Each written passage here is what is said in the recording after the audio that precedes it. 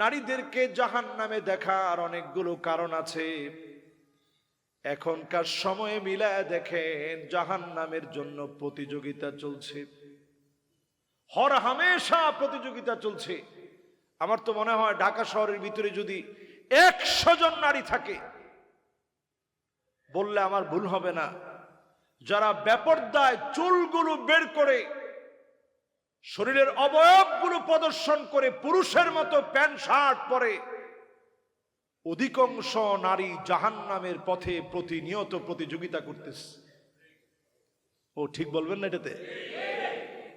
হুজুর এটাতে কেমনে ঠিক কই? এইরকম একটা বিষয় ঠিক কই কেমনে? কিন্তু এটাই তো ঠিক। অধিকাংশ নারী যারা ব্রু প্লাক করে, যারা চুলগুলোকে কালার করে ফুলায়া সৌন্দর্য মণ্ডিত করে এরপরে সৌন্দর্য দেখায়, যেই নারীরা সেন্ট ব্যবহার করে, ওই নারীরা যদি জান্নাতের ঘ্রাণ না পায়, তাহলে আপনি চিন্তা করেন কয়জন নারী জান্নাতের ঘ্রাণ পাবে? কয়জন নারী এখন সেন্ট ব্যবহার করে বের হয় না? উদ্দেশ্য থাকে এই, আমি একটা কর্পোরেট জব করি, অফিসে যাওয়ার পরে সবাই যেন বুঝে যে বাপরে বাপ একটা পারফিউম দিছে। এই যে আপনার মনোভাব, এই মনোভাব আপনাকে জাহান্নামের দিকে নিয়ে যাবে। লাম তাজিদ রিহাল জান্নাহ, নবীজি বলতেছে ওই মহিলা জান্নাতের ঘ্রাণও পাবে না। যে মহিলা এই রকম পারফিউম মেখে পুরুষকে আকৃষ্ট করার চেষ্টা করবে, ওনারা আবার উত্তরে বলে যে হুজুর আমরা আবার এরকম আকৃষ্ট করার জন্য দেই না, আমরা দেই আর কি। নবীজি বলে গেছেন আকৃষ্ট করার জন্য যারা দিবে এরা জান্নাতের ঘ্রাণও পাবে না। তাহলে আপনি কোথায় আছেন চিন্তা করেন। আমরা আমাদের স্ত্রীদেরকে কোন অবস্থায় রেখে যাচ্ছি? আমরা আমাদের স্ত্রীদেরকে রেখে যাচ্ছি এমন একটা ভয়ঙ্কর পরিস্থিতির উপরে, যে পরিস্থিতি আমাদেরকে বলে দিচ্ছে একেবারে জাহান্নামের দ্বার প্রান্তে আমরা আছি। সেই দিন বহু বাপ আল্লাহর জান্নাতের সামনে দাঁড়ায় কাঁদবে আর বলবে আল্লাহ আইনা উসরাতি, কোথায় আমার পরিবার, কোথায় আমার ছেলে, কোথায় আমার মেয়ে, কোথায় আমার স্ত্রী? আল্লাহ রাব্বুল ইজ্জাত ওয়াল জালাল বলবে আলহাকনা বিহিম যুররিয়াতাহুম, যাও তার স্ত্রীকে নিয়ে আসো, ছেলেকে নিয়ে আসো, মেয়েকে নিয়ে আসো। আপনি যদি জান্নাতি হন একা, আপনার পরিবারগুলো যদি জান্নাতি না হয়, একটা বারই শুধু আপনার সঙ্গে দেখা হবে, শেষবার। আর কোনো দিনের জন্য তাদেরকে আপনি দেখবেন না, আবার জাহান্নামে নিয়ে যাওয়া হবে।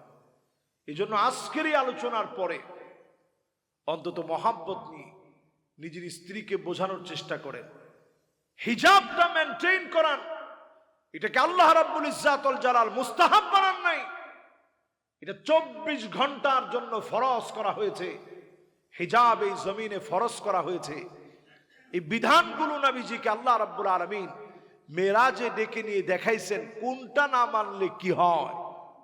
নবীজিকে চাক্ষুষ একটা একটা একটা একটা করে আল্লাহ রাব্বুল আলামিন দেখাইছেন।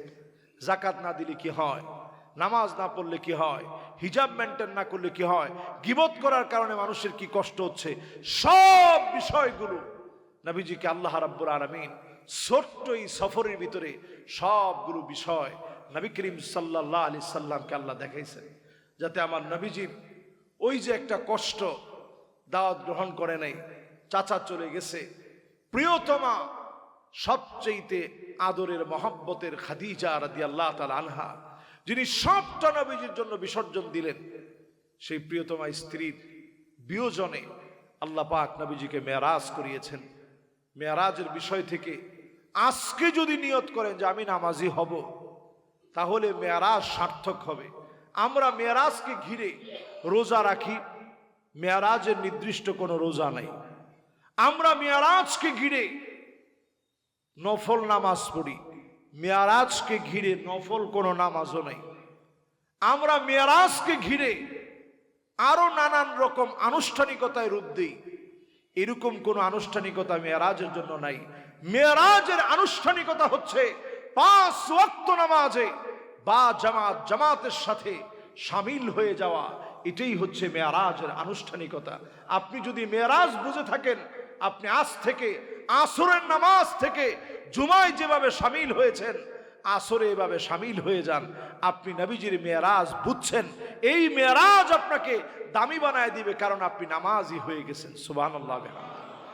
আমরা আল্লাহ রাব্বুল ইজ্জাতুল জালালের কাছে তৌফিক কামনা করে নামাজি হওয়ার জন্য আল্লাহর কাছে আজ থেকে আমরা চেষ্টা করি, কায়মানুবাক্যে চেষ্টা করি, বা জামাত নামাজ পড়ার চেষ্টা করি। আল্লাহ যেন আমাদেরকে তৌফিক দান করেন, আমিন।